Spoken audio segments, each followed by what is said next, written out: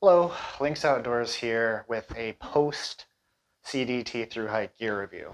So from May 1st to September 17th of this year, 2023, I successfully through hiked the Continental Divide Trail northbound. In this video, which is going to be a lengthy one, I want to go over what gear I brought, what I thought about it, how it held up, what I recommend it, that kind of stuff. So if you haven't checked it out yet, I do have a pre-trip gear review, and I'll post that in the description. This is going to be in a similar format to that one. I'm going to try to keep it to the point. The first part is going to be going over each piece kind of in a quick, rapid-fire manner, and then the second part of it will be more so of actually showing you how I did things, like how I laid things out in my tent and set up my stuff and all that kind of stuff. So I'll put timestamps in the description. That way you can check out just the parts you're interested in. And without further ado, let's get right to it. Starting off with the big four in the tent here. So I did use a Durston X-Mid Pro 1 for the entire trip. And I will be doing a full lengthy 3,000 mile review of this tent. Again, I will post that in the description if you want to check this tent out in detail. But to save time, the short version is that this thing worked awesome for me. As you can see, it's tiny, it's really light. Durability-wise, it's a through hike, it's tough on gear. It held up very well, and Durston was kind enough to do a whole bunch of repairs for me afterwards for the minor things that did need to get repaired, which I do consider normal wear and tear. Nothing really catastrophic failed with this. I would highly recommend this tent, did a great job. Out of everything I own for tents, which is quite a few of them, if I was going to leave tomorrow to do it again, I would bring this again. So this is the pack that I used. This is a Superior Wilderness Designs ultra long haul 50 liter, and it's 100 weight ultra grid where the gray is, and where the black is ultra 200. This pack did very, very well. A few things to note on it. Durability wise, it held up great. Like to take a look at the bottom of the pack that got put down, hundreds of times, like it looks brand new. It did really, really well. The mesh on the back here did get a little bit of abrasion to it. That happened in the San Juans when I kind of had to like bushwhack because the trail was a feet under snow. So I don't really fault that there. Overall, the mesh held up really well. I guess a couple things for wear and tear that I'll point out. So they do offer this pack with these stiffeners, these things, which are removable. And I did leave them in there the whole time. However, this particular one here, from rolling it and folding it so many times, broke. Really not in two spots, like where the two creases are. Really not a big deal. You can get replacements of these from Superior Wilderness Designs. I don't really mind that happening. Let's see what else. To give you an idea of the back here, the hip belt held up really well. No really damage or anything like that. The mesh back panel here, same kind of thing, really good condition. Shoulder straps. Yeah, really blown away with the durability of the pack. I really do believe that the Ultra is the current best fabric on the market. It's waterproof, you can tape the seams, and just really durable. One other thing of note, I suppose, if you hopefully are able to see here, where the pack got rolled and creased and bent often, there is a little bit of sort of separation on the grid lines, but just at the part of the pack that got rolled. So is that ideal? No, of course not. But at the same time, that didn't affect anything because that is almost always rolled up, and that's why I think it got that wear and tear. But if you compare that to like the Ultra 200 fabric, which also got rolled, it looks brand new. It's still super shiny. I didn't have any delamination or flaking or anything. Would I recommend this pack? Absolutely, definitely. It carried weight really, really well. And for certain parts of through hikes, especially like the CDT, when you're gonna have big water carries and big food carries, it really shined there. For example, leaving Pagosa Springs, I left with 9 days of food and all of my winter gear and went into the San Juans on an exceptionally high snow year. So my pack, that was the heaviest it was. And because it's a 50 liter pack, I was able to fit things in there with only a little bit of Tetris difficulty, but it worked really well. Critiques of the pack, not a whole lot. One thing that is worth noting is that this particular pack, and I'll do a full review of this pack as well too, because I think it deserves it. You can get this pack in two ways. You can get this pack with the waist belt sewn in place, which makes it basically permanent. Or what I opted to do, and they have this really neat kind of little system here, is to get one that's removable. And so what you're able to do with these straps, they have just regular old, buckles here that are kind of tucked in underneath the back panel. And when you do that, it allows you to change the positioning of the waist belt with these clips into these different daisy chains. So rather than a lot of packs that let you adjust the torso up at the shoulders, this one does it down in the waist belt. And the fact that you have some adjustability is actually really nice, because a lot of packs, like for example, the Hyperlight mountain gear packs, which use a similar suspension to this, don't offer that adjustment. The hip belt is sewn in place, the shoulder straps are sewn in place like this one is, and it either fits you or it doesn't. So the adjustability here is really nice. However, one thing that I will note is that if there was one complaint I have with the pack, is that these buckles creaked and squeaked. And every day throughout the trip as I walked, I could feel and hear a creaking. So I was constantly kind of reaching back with both hands and trying to like wiggle these and finagle these. You can see there's a whole bunch of like seam grip that I put on here to try to reduce the creaking.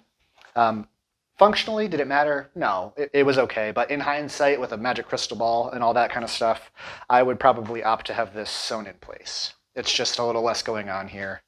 But you do lose the ability to swap out the hip belt if you need to go to a different size or if you wear it out. So that's being said with that.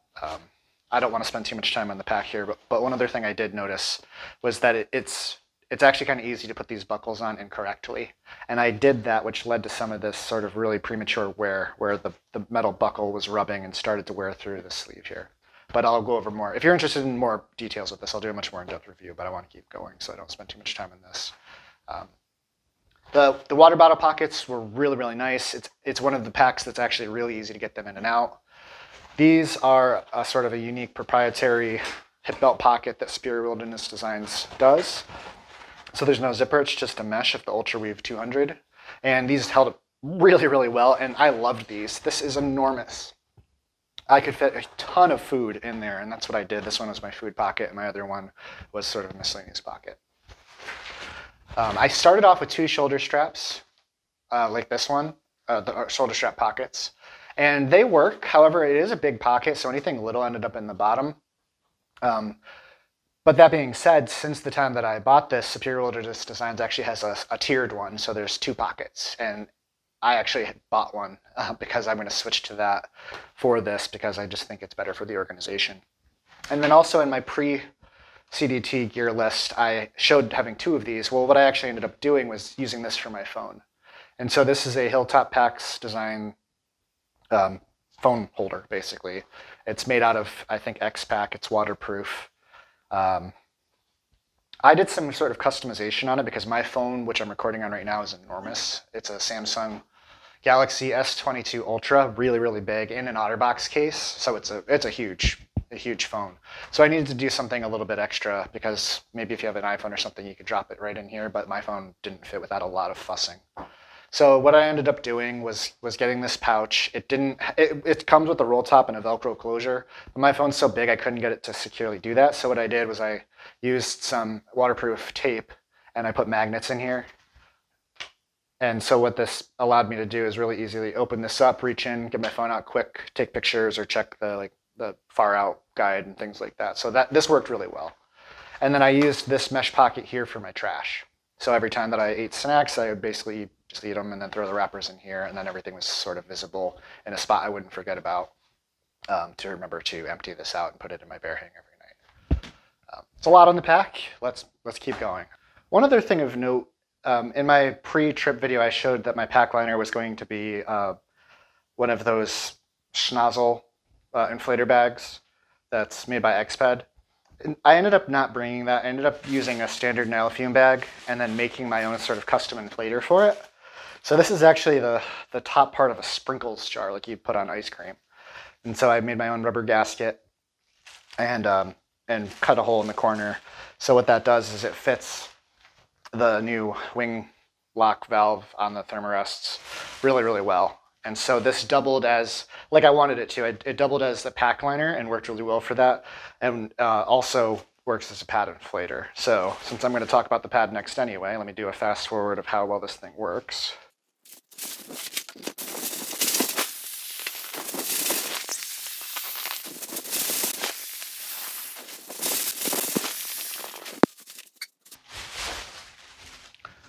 All right, so there you go. So it is very fast. A few major benefits. So one, I'm not lightheaded like I'd be if I blew this up. And two, it keeps moisture from getting in here, so you're less prone to the mildew and things that will form on the inside of these mats. If you're interested in learning how I actually made this, let me know, and if I have enough interest, I'll do a video showing how I made this and whatnot. Anyway, this worked really well. The Nanofume pack liner did excellent. I only went through 2 of them, so this is the second. The first one I ended up ripping a hole in the San Juans when I switched to my winter gear and was really shoving stuff into my pack. And this is the second one, basically going from Colorado all the way to the end with just a couple little pieces of tape patching it up, and it worked really well.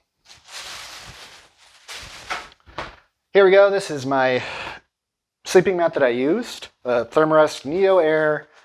I always forget the acronym, NXT. So this is the newest one. It's 3 inches thick. This is the wide version, 25 inches wide, and a standard 72 inches long. Huge thumbs up to this mat. I was very impressed. I've used Neo Airs for all my thru hikes for the last 9 years, including the Appalachian Trail. And this is way quieter than the previous generations of it, and it's a 1/2 inch thicker, higher R value, which is the total warmth and insulation. And with the wing lock valve, it works really well with the pad inflator because it's a one-way valve, so the air doesn't come poofing back out. Yeah, really nothing bad to say about this at all. There's a lot of information, or a lot of people that assume if you use an inflatable on something like the CDT that you're going to get it popped 1,000 times and thorns and cactus and all that kind of stuff. I didn't patch this a single time, not once, literally not once. It held up great. I'm getting ready for a PCT thru hike coming up this spring. I'm going to bring this with me because there's absolutely nothing wrong with it. It did really well, really comfortable, good for side sleepers, thrashy sleepers, all that kind of stuff. All right, moving on to the last of the big 4, sleeping bags. So I ended up using 3 different sleeping bags for this trip, and that's because I own a lot of sleeping bags. I don't even know how many I have. I have over 10, and I use most of them for specific things. So this is the one that I started out with. This is a Western Mountaineering Alpenlight 20-degree bag.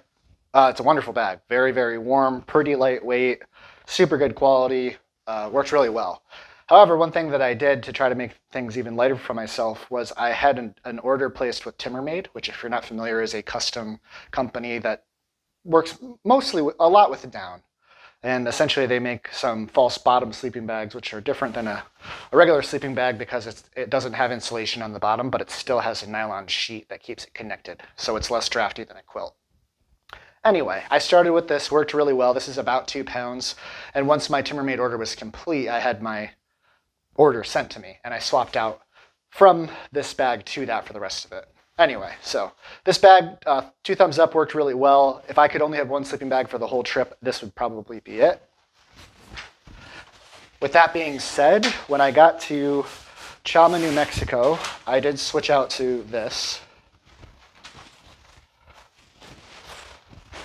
And so this is a Mountain Hardwear, is it a Phantom? Yeah, a Phantom Torch 3-degree bag. So essentially I think they were aiming to make a 0-degree bag, but we're just a little bit more honest. That didn't quite meet that rating, so thumbs up for being honest.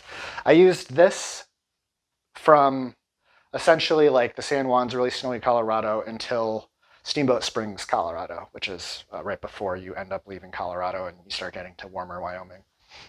And this worked really well. This is about 3 pounds, and in order to make it fit into my pack, because it is a winter bag, I had to use a compression sack that came with it. So this definitely added bulk and weight to my pack. However, I prefer to sleep just in a pair of boxer shorts when I can, and even in the sub-freezing temperatures up really high in the snow, I could still do that with this bag. So it was a little bit overkill, but I didn't want to be cold. And there's a lot of areas of the CDT that you're really out there, like in the San Juan. So this, to me, was well worth its weight. And after that, I did swap out to this one. So this is a Timmermade Serpentis they call it their 20 degree. So this is what's called a false bottom sleeping bag. So it looks a lot like a quilt or a sleeping bag from the top. There is not a hood. But what makes it unique is it has this nylon, it's snapped closed right now. It has this nylon sheet that basically holds the two sides together. And that saves weight like a quilt does, so you don't have extra material and extra bulk that you're just crushing with your body. But it also, for me, who I'm a very thrashy sleeper, I turn over a lot, especially in a tent. This allows your body to pin this down, so instead of having to deal with pad straps or anything with a quilt, it is a lot less drafty. And you can actually make it a little bit lighter because the insulation doesn't have to get tucked under quite as much like a quilt. So anyway, this thing is incredibly light. This is only about 17 ounces compared to a 2-pound 20 degree Western mountaineering bag. Now, I will be honest, I don't personally feel like this was quite a true 20 degree. If they called this a 30 degree, I would completely agree, and I'd say it's pretty warm for a 30 degree. That being said, in my opinion, it's a bit of a stretch to call it a 20. Not unhappy with it at all, though. So you might be thinking like, okay, well, there's no hood. Well, if it's getting really cold, what are you going to do about that? And there actually is a really good solution that Timmermade does. And so this is essentially it's a balaclava. And what you can do is, if it's really cold, you can cinch this insulation, which is synthetic for breathing on, and give yourself a little breathing hole. And then you can tuck this in and cinch this closed. So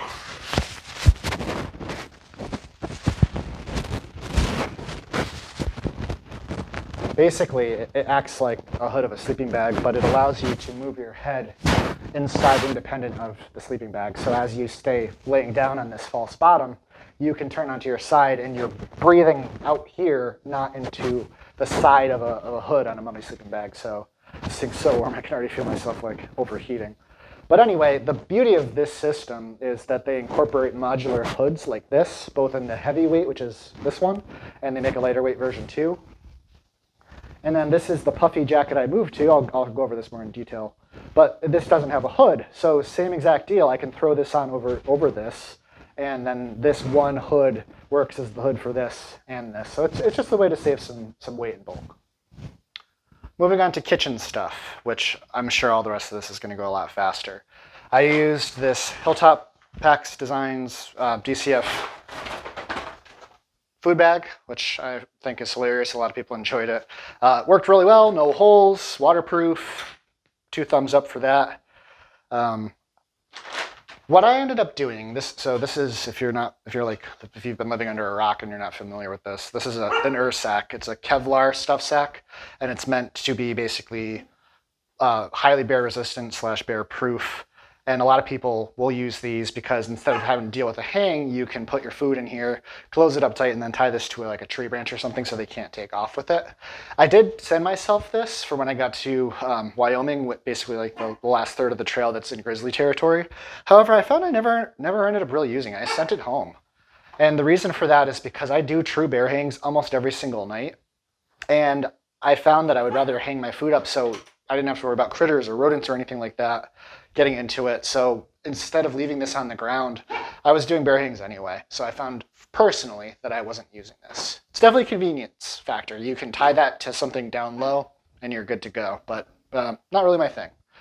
So what a lot of people do is they'll put this odor resistant liner inside here for extra waterproofness and also to keep the odors down to not attract things. I ended up using this sort of by itself as my food bag for the end because the odor resistant part really helped me feel better about not bringing critters into my camp or the big scary grizzly kind. And I found a way that I could lash this with my cord and haul this up into a tree, so I didn't need a hang loop or anything on it. But this held up pretty well, and I recommend these. That's an OpSac liner. This is my pot. It's a Vargobot titanium 1-liter pot. Was really impressed with this. I like the handles because I like to do drinks in the morning, so this was just sort of a creature comfort to have like basically a mug that I could do drinks with. The lid here doubles as a lid. You flip it upside down and it acts as a true lid without a seal. There is a silicone gasket, so when you screw this in, it does get watertight. So you could use this almost as a as a water bottle. I kind of used it as my 4th water bottle sometimes.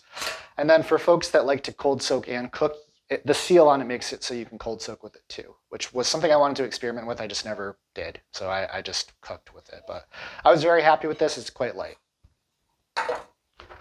I did bring a dedicated canister stand. This is definitely like 1.2 ounces I didn't need. However, on the Appalachian Trail, there were 2 different times when I was cooking my dinner that I knocked the pot over and wasted food and was very frustrated.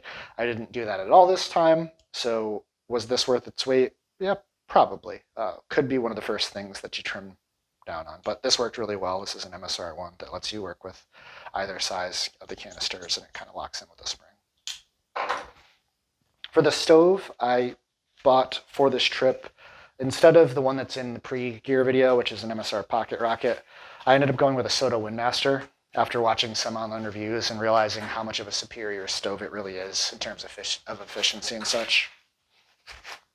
I used this little DCF stuff sack for it that will have to get replaced. It's just worn out. So this is the stove. There's 2 different types of pot supports you can get for it. This is the smaller and lighter one. I have the other one too, but I didn't bring it. This opens up and very simply just goes on like so. And the reason that I chose this one is it's actually a very good size for this pot. This worked really well. I was very happy with it. However, the piezo button thing did fail pretty early on, which was frustrating. I used a different Soto stove on the Appalachian Trail, and that little piezo thing worked perfect the entire time. So I'm going to replace this and just hope that this is kind of a bad unit. But very happy with the stove. 2 thumbs up. All right, moving on to hydration. The system I started with, I did stick to the entire time, and it worked out really well. So I used a Sawyer squeeze and this blue coupler. I only ended up buying, I think, 1 or 2 extra. I think I went through 3 of these filters the whole time, and the first one was because I accidentally froze it and could have damaged stuff inside, so I replaced it just in case. Then I used a second one for a lot of the rest of the trail, and then just for, it didn't fail, but just to increase my efficiency and reduce times that it took to filter, I did swap it out to a brand new one, I think somewhere in southern Montana. So for me, the $35 to replace it is worth the speed of filtering when you're using it every day multiple times. I ended up starting with 4 smart water bottles like so, and I found these fun measurement stickers on garage grown gear that stayed in place the entire time, so that was kind of nice to be able to measure amounts out for different meals that require different amounts of water. My original plan was I wasn't sure if I was going to use these for clean or dirty, if I was going to put dirty water in and just squirt it into my mouth. I didn't end up doing that at all.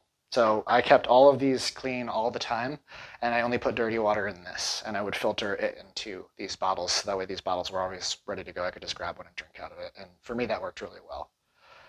Some people have complained about holes or things like that in their Canuck bladders, which if you are curious, if you go to their website, they do say it's pronounced Canuck. It has something to do with, I think, Scotland and some type of hill or something like that. But anyway, I looked it up, so it's pronounced Canuck according to the company. This is the 3-liter one. Worked really well. No damage, no pinholes, no repairs or anything like that. And this worked great because I could carry a bunch of clean water on me and a whole bunch of dirty water that I could throw on the outside of the pack and carry it to camp if I knew I wasn't going to have water for a long time. So 2 thumbs up for this. And the way that this worked really well is I would fill this up out of a water source, screw this end on like so, and then what I would do is hang this from a tree.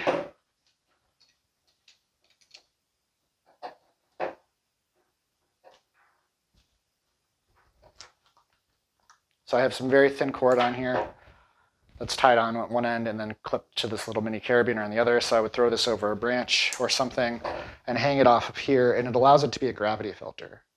So what I would do is I would take an empty smart water bottle, remove the cap obviously, screw this into here, and then hang it up like so until this bottle was about full. I could just unscrew this, grab another empty one, and screw it on, and it was a really efficient, easy way to get water.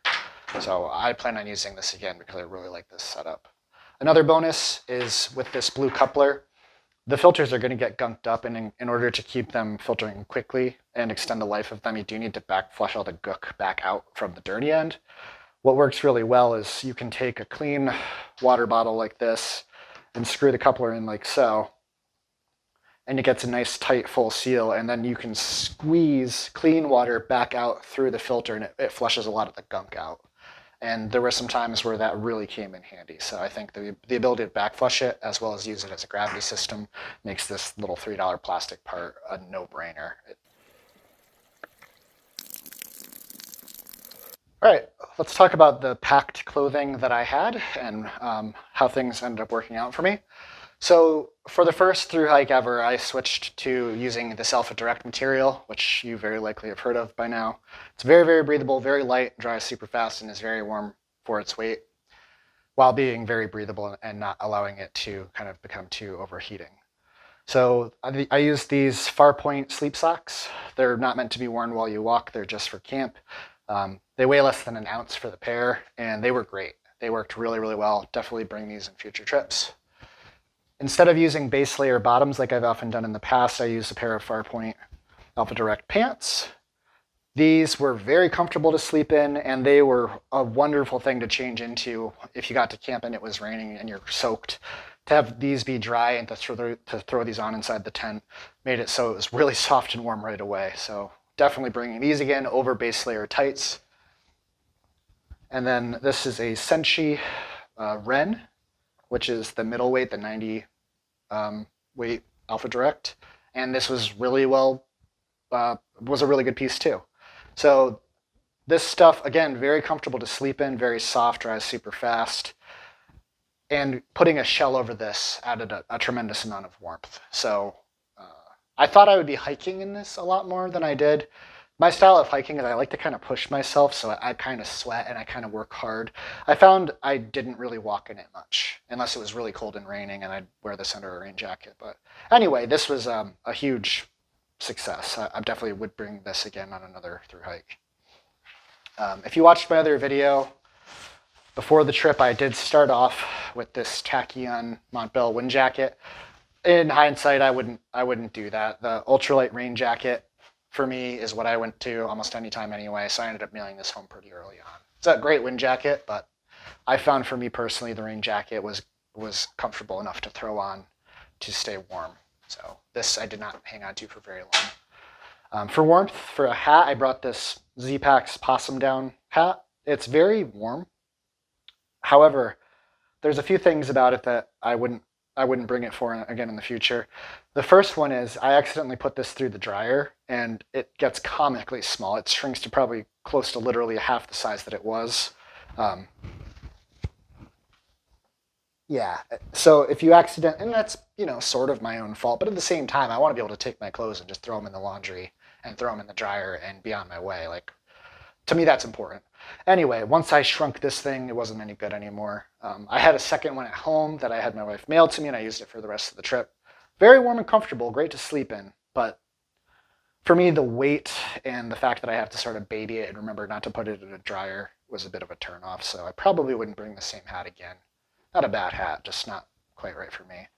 And I did bring these same material Possum Down gloves. And also for me, these really didn't really work. The times that I would want gloves on were when it was really cold and sort of rainy and wet. That's when my hands are really cold.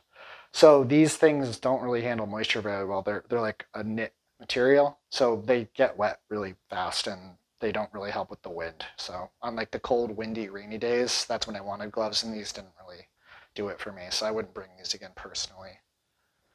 What I ended up getting really late on in the trip instead are these sort of waterproof DCF mittens.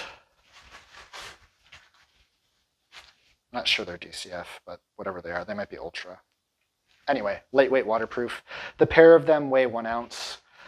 These add a lot more warmth, and more importantly, I could wear these when it was really cold and wet, and they kept my hands dry and also out of the wind. So for a lighter weight than something like this, even though there's not fingers on these, this is what I would recommend and what I would bring again if I was going to start again with everything that I've learned. With rain gear in mind, these are the Montbell Versalite pants that I carried. I kept these the whole time. They held up really well. Truth be told, the time that I wore these the most by far was laundry day, when I wanted to take everything else and throw it in the washing machine. They worked. They're comfortable, the material's really nice.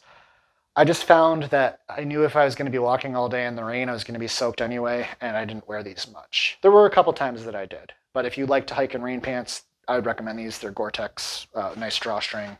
They worked really well. I'm happy with them. I would use them again. However, I do question if I would bring waterproof rain pants or just wind pants, because I could wear the wind pants when I'm doing my laundry too. So these worked well. I guess it's up to you to decide if you would use something like that or not. This is the rain jacket that I brought. It's the match to that. It's the Montbell Versalite rain jacket. I was very happy with this. Very, very happy. It held up great. No damage, no repairs. The fit me really well. I liked having this pocket on the chest that I could access while I was wearing the pack and get to things. One of the reasons that this worked so well for me and I didn't need to hang on to the wind jacket was these pit zips. They are huge and you can dump a ton of heat out there. So for me, this worked really well as a layer to throw on in place of a wind jacket, or even if I was just really cold. So I would highly recommend this. It's also Gore-Tex. The hood, I have a lot of trouble finding hoods that I like. This hood is very adjustable. You have a Velcro here that you can change that. And then there's a cinch in the back here. And then also there are cinches to bring it down in the front. So fully featured, very lightweight, about 7 ounces. There's definitely lighter out there, but not with this feature set or with Gore-Tex. So highly recommend. Going on to the last little bits of packed clothing that I had, I did carry 2 pairs of darn tough ankle quarter cut hiking socks the whole time. I went through a few different pairs. I love these socks. I would do it again. I like these socks so much that I've never once warrantied them for the lifetime guarantee, just because I think so highly of the socks that I like to support the company. So went through a few pairs. Would they replace them? Yeah, they would have, but I didn't feel it was fair for what I was doing to them personally. I know a ton of people take advantage of that, so I won't judge you. But yeah, carried one of these, wear one, and carried the other, and I always try to keep the freshest pair on my feet. And for the last packed clothing were my warmth, like puffy layers.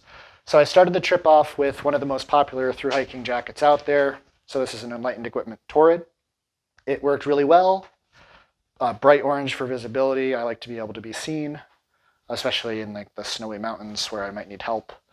Yeah, not much to say about it. It's a classic. It's one of the most popular puffy layers for thru hikers of all time for a good reason. It worked really well. However, that being said, when I had my Timber-Made order, I did switch out to this, which is what they call their super duper ultra light down sweater. And they don't call it a jacket because there's no zipper. It's a pullover. And so that saves weight. It increases the warmth because you're not putting a zipper down the front, even though there is a stitching seam there. But this is super, super warm. And like I showed before, it has that hood. So you can wear this hood with this, or you can wear the hood with just a sleeping bag, or if you really don't care how you look and you want to just be super warm in camp, you could wear this by itself as a hat. This, I would say, is a true winter layer. This is the thicker version, the 1.5-inch loft. What I actually have on order right now is the 0.75 version of this, and the lightweight version of that balaclava, and a warmer version of their false bottom sleeping bag called the Wren, and a 10-degree rating. And that way I have the ultimate modular system where I can choose which of the 2 sleeping bags I want, which of the 2 hoods, and which of the 2 weight jackets for pretty much any kind of combination. I expect it to be a really versatile kit. So anyway, this does have a cinch at the waist, a cinch at the head for bringing this in. This is so big and poofy that I didn't wear it anytime except for in camp in the mornings when it was really cold usually. And this made an incredibly nice pillow. Because it's so poofy and there's so much down in it. So I highly recommend this kind of piece. It's really simple, really light. I think this thing weighs something silly. It's like 6.9 ounces or something like that for something that's way warmer than the Torrid. So that was my packed clothing. So this is the pillow system that I used. This is the guts, or the inside, if you will, of the Nemo Pillow Elite, which is a much bigger pillow than the Philo, and it has a removable cover. So I would blow this up.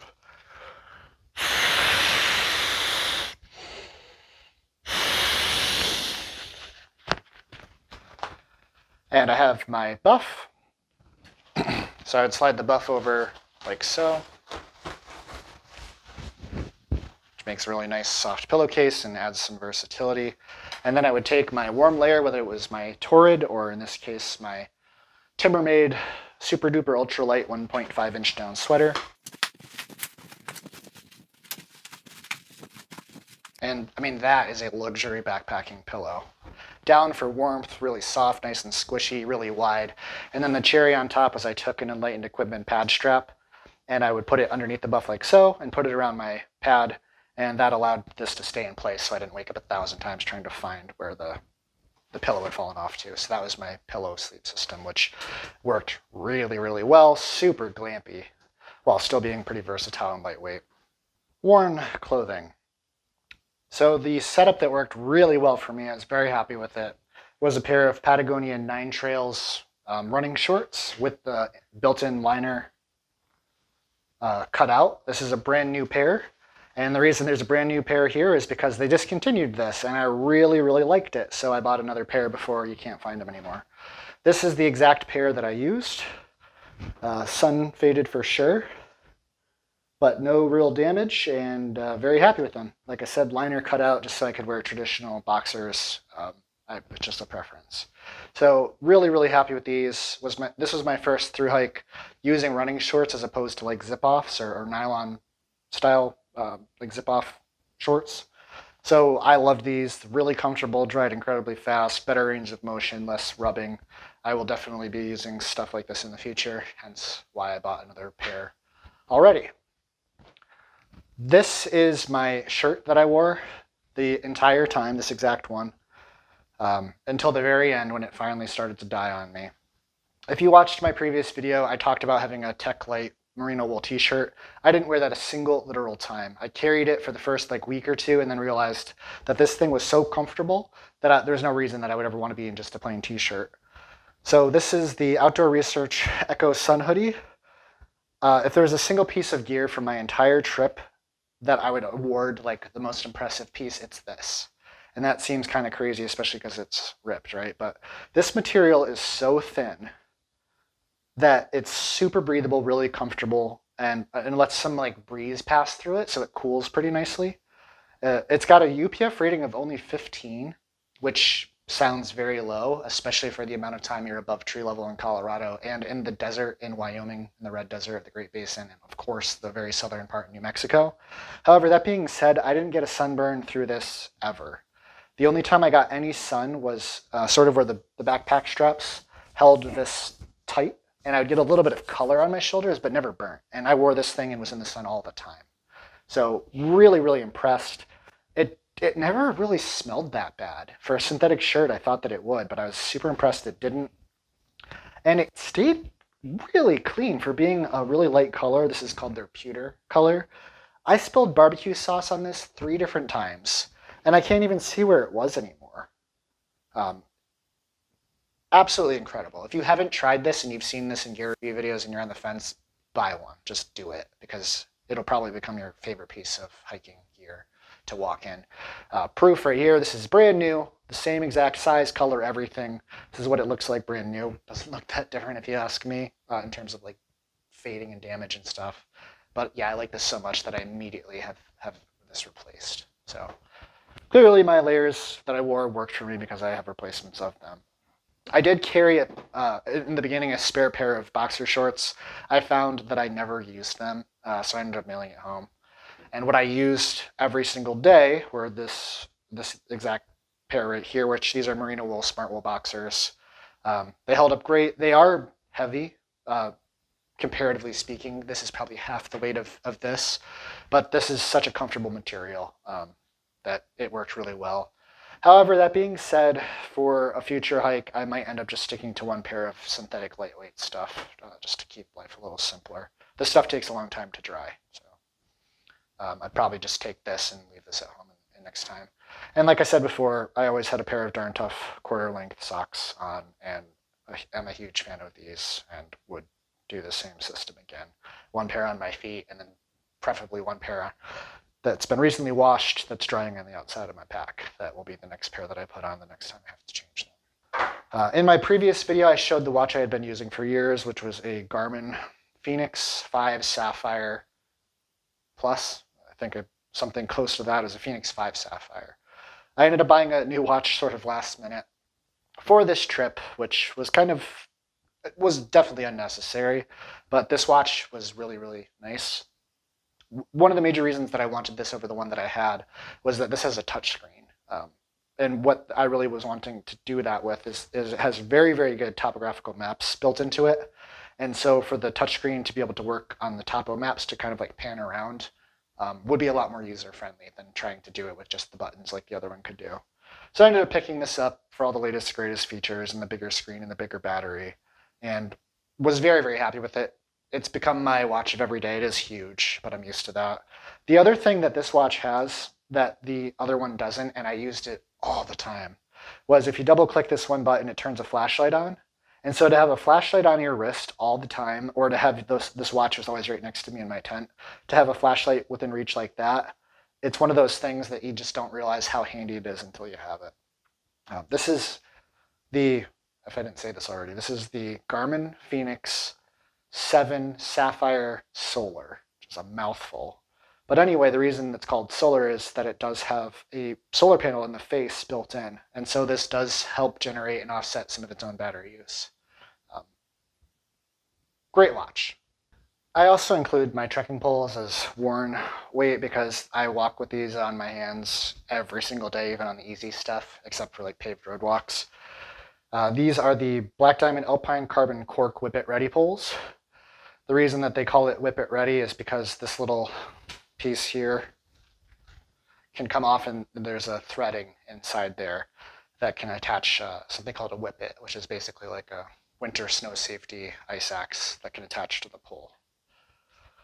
The wrist straps held up really well. I've since replaced them because they were at the end of their life, but they lasted the whole time. I didn't have to repair them or sew them at all. No damage to the poles. I didn't break them. They held up really well.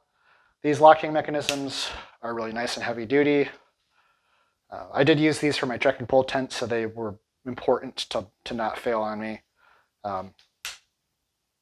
Yeah, highly recommend. These are great. I will use this exact same pair on all future thru hikes until I have to replace them. I did have to replace the tips at one point because finally the metal nub here got bashed in after literally millions of times of hitting the ground until the point where the plastic wore away and it kind of fell in here, so it was just a plastic tip. So I went to replace these in Montana really only like 3 weeks from the end. And it's important to know that these on this particular carbon pole are glued on. A lot of times they're just press fit and you can kind of just put this in a vise or something and force them off. That's not the case with this. They are glued on. So I was at an outfitter. They tried really, really hard. We used an entire fuel canister to boil water and to leave these tips in the boiling water to try to loosen the glue and expand the plastic, and we still couldn't get it off. So I ended up having to cut this thing off with a razor blade because the glue is so strong on there. So unless you found a way that Black Diamond recommends, and that's actually how they do recommend doing it on their website, I couldn't do it, even at an outfitter with tools. We had vice grips and pliers and stuff, and we couldn't get it to budge. So just know that you do have to cut, and probably you, will have to cut that off to replace them. The last few things of worn clothing. This is a buff UV resistant sweatband, and I didn't wear this all the time, but if I was working hard and not in the sun, like climbing a big mountain in the rain, for example, or just the clouds, I'd put this on because it helps keep sweat from dripping into my eyes. So I like this. I started off with these Outdoor Research sun gloves. They worked really well. They work. They're comfortable. They've got nice little grippies on the palm, and they didn't get worn out even with using trekking poles all the time. As I slowly sort of got more sun exposure and my body got used to being in the sun all the time, I found that I didn't need to wear these as much, and I ended up sending them at home after the first few weeks of the desert. But I will start with these in deserty areas again just because I burn really easy, and if my hands aren't conditioned already, these are totally worth it for me. These are Dirty Girl gaiters. Totally worth wearing gaiters in my opinion. It helps keep sand and rocks and stuff from getting in your shoes. However, I did sew these a million times and the threading always came undone. So I think they're great, but I do have to replace them, and I'll be using stuff like that in the future.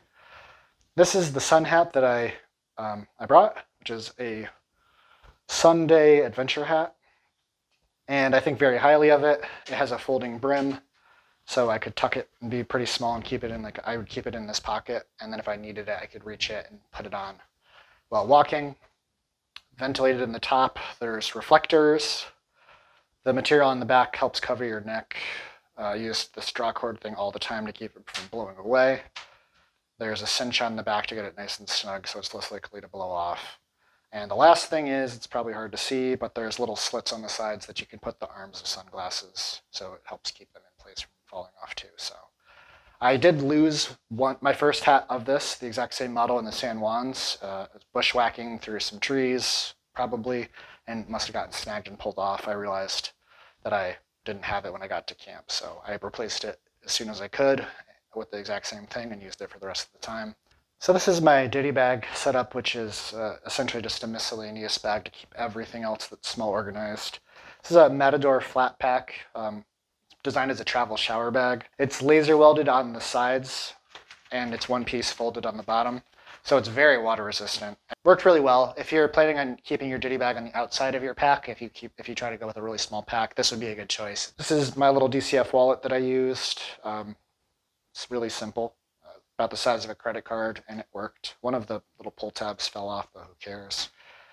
In my first video, I talked about using a Victorinox Swiss Army Knife Classic. I ended up going with the Messenger, which is pretty similar, but with a couple differences that I'll show you really quick. It has a magnetic Phillips head screwdriver on it, which is really the size that you need for like glasses, like the sunglasses included, the little screws. And then the main thing that I really liked about this one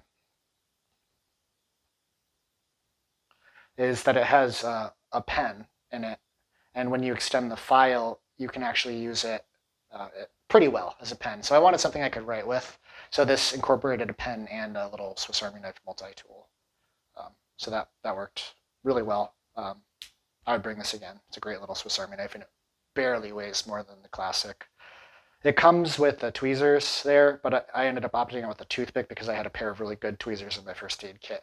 Also, in my first video, I showed that I was planning on using one of the Nightcore NU25s. I ended up not bringing it. I opted out with this little Roivon, I believe it's pronounced. They don't put their logo on it, so I can't tell you. I believe it's a Ravon or Roivon. But it's basically this little itsy-bitsy flashlight. It has a magnet on this side so you can stick it to things. It has a red light in it and different beam settings as well as a flood setting. Magnet on the cap here too, so you can stick it like that. So it's a little bit lighter than the headlamp. So I wanted to kind of try it because there's a lot of people that are using these in place of the headlamp. It worked. I didn't really do any night hiking much at all. So I didn't use it a lot at night, and most days I didn't even turn this thing on because I was usually in my tent by the time it got dark.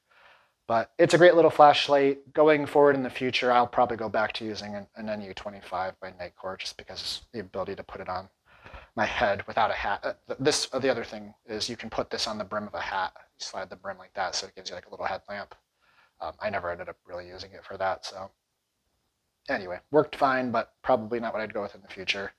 And then I don't want to go into too much detail. In this Ditty Bag, I kept a repair kit, which of course on a 3,000 mile through hike, you're going to have to repair stuff. So there's things in here like super glue, zip ties, safety pins, patch kits, and that kind of stuff, sewing kit. I had to use all that. And then this is a first aid kit, which has regular medications that I have to take, a couple alcohol prep pads, a tick remover, really sharp tweezers for getting like, I never had to, but like I thought for cactus thorns and stuff like that, or splinters, and Benadryl, Advil, stuff like that.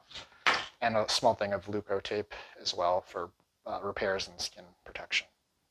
This is the style toothbrush that I used. It's bamboo with really soft bristles, and I used a little silicone cover. This trip I did use toothpaste bits instead of paste, and I will definitely do that in the future too. Moving on to electronics, this is a part of my kit that changed quite a bit. So I started off with a 10,000 milliamp hour Nightcore battery, and I found that I used my battery too much for that to be enough for the lack of towns that you have along something like the Continental Divide. So I wanted to upgrade to a 20. And so I did upgrade to the Nightcore 20 20,000 milliamp hour battery, and it basically failed on me about halfway through. And I met 2 other people this hike that also that same exact 20,000 one failed on them too. So I can't recommend that one, even though it is the lightest 20,000 on the market.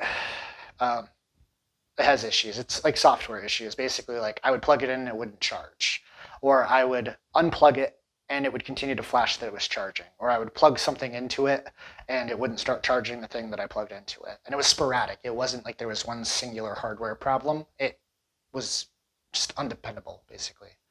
So I ended up swapping it out. So I went to this, which is a company called Basis. And on paper, this thing was great.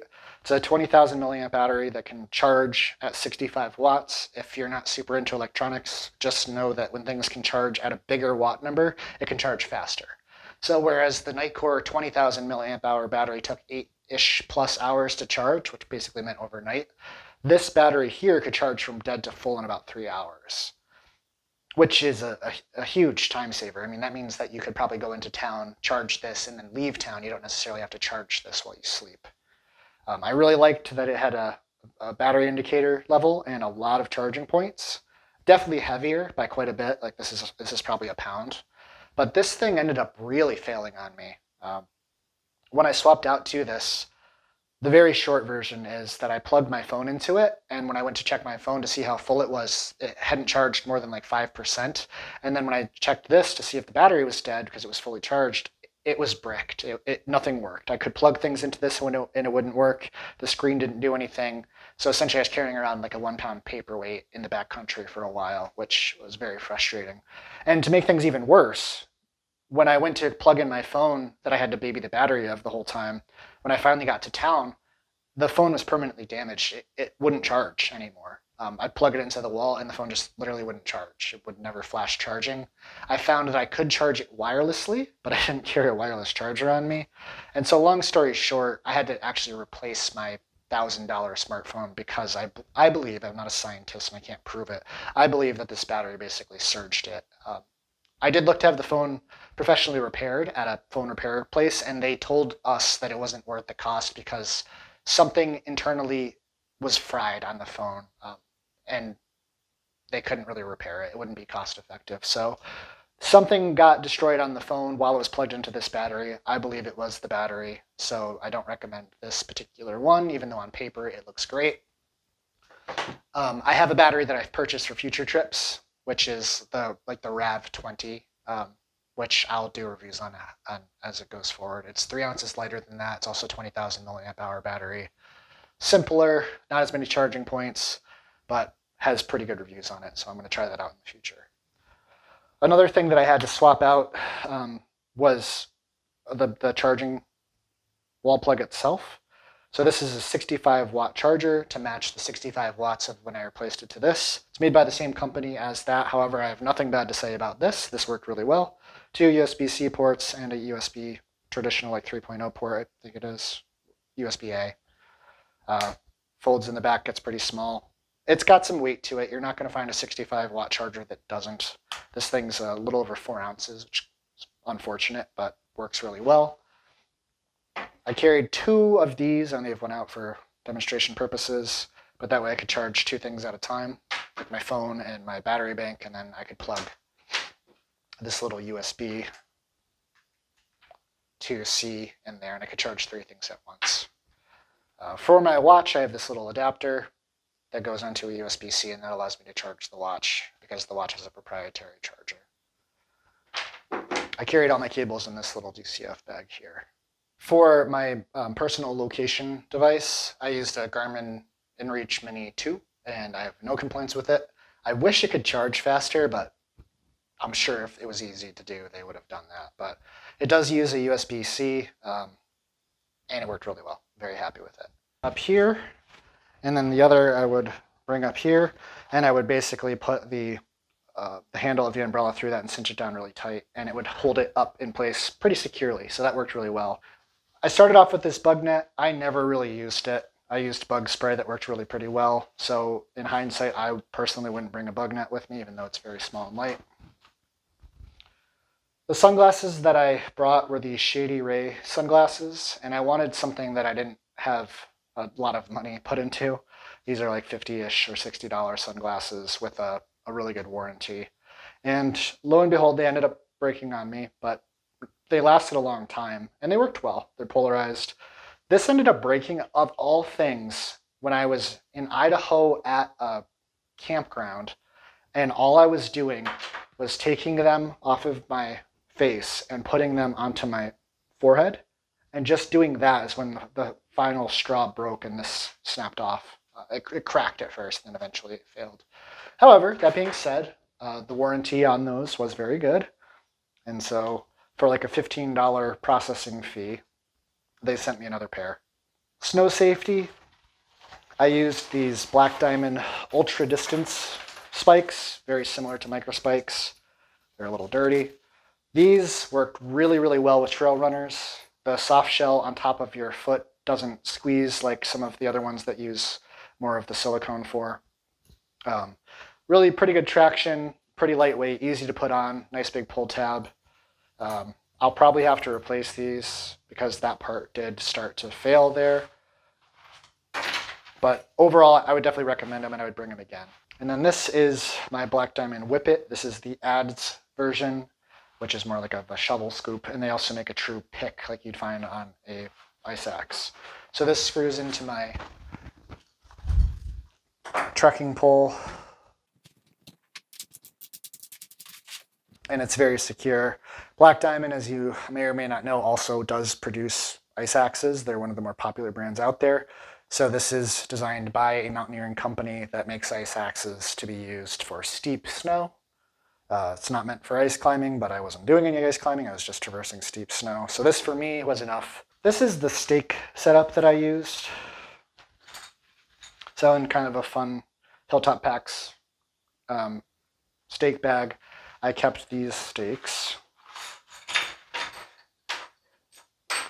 So that's this right here. So I started off with 4 groundhog stakes, which are legendary for their holding power and durability. And I started off with 4 of these, which are these ultralight little carbon fiber glow-in-the-dark stakes. And unfortunately, I can't recommend these. There's really mixed reviews if you look at them in Garage Grown Gear. And I decided to try them, and in hindsight, I wouldn't bring them. They're just way too fragile. And then in Rawlins, Wyoming, I ended up finding on sale some knockoffs. These are not MSR mini groundhogs, but they're very, very close. So I ended up going with these. The last thing to talk about is sort of the consumables that I used. And so I found for me, I started off with sun sticks, like the deodorant style of sunblock, and it didn't work for me and might not for you, especially in the desert. It basically put like a balm coating on your skin, which is fine, but sand and dirt stuck to it like glue. So especially like my lower legs where from shorts, I would get to camp and there'd be caked on dirt. And I guess that helps with sun protection, right? But it was pretty gross and I had to really scrub it off. Like I could take my fingernails and gouge tracks in it. So long story short, I ended up finding for me the Blue Lizard brand, which is a reef-safe sunscreen company from Australia, was awesome. Really good stuff. This is my little toiletry kit, so I did use a DCF bag for this to help keep things in here from getting really wet. It's pretty straightforward, as you might imagine, so just standard toilet paper. I'd always keep a thing of hand sanitizer in there. And one other big upgrade that I think is worth mentioning, one of the most popular backpacking trowels is the Deuce of Spades. I believe there are better options out there, including this, which this is a Bogler Co. This actually weighs a little bit less than the Deuce of Spades. It has a little bit more structure to it, so it's a little bit better for digging. It has some serrations here if you really need to work at a thin root or something. It also has a plastic cap here, so when you palm this, you can really press down hard. Because with a trowel, you're doing more stabbing than true digging, especially in tough ground. You're doing more of pressing in and then trying to cut out a plug versus actually digging like a shovel, at least in my experience. And so the structure and the shape of this really worked out pretty well. And then you do have the ability with these holes that if you had to, you could almost use this as like a snow stake by burying this as like a dead man's anchor inside the snow for a tent or something. Didn't have to do it, but you could.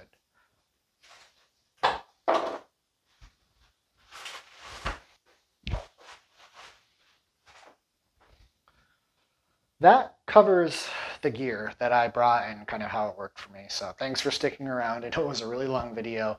I'm going to do a second video showcasing how I packed my pack and what my tent setup looked like inside. And also I plan on having more specific reviews on a lot of this stuff that'll be coming out very soon in the future. So stay tuned if you want to check that out. Thanks so much for watching.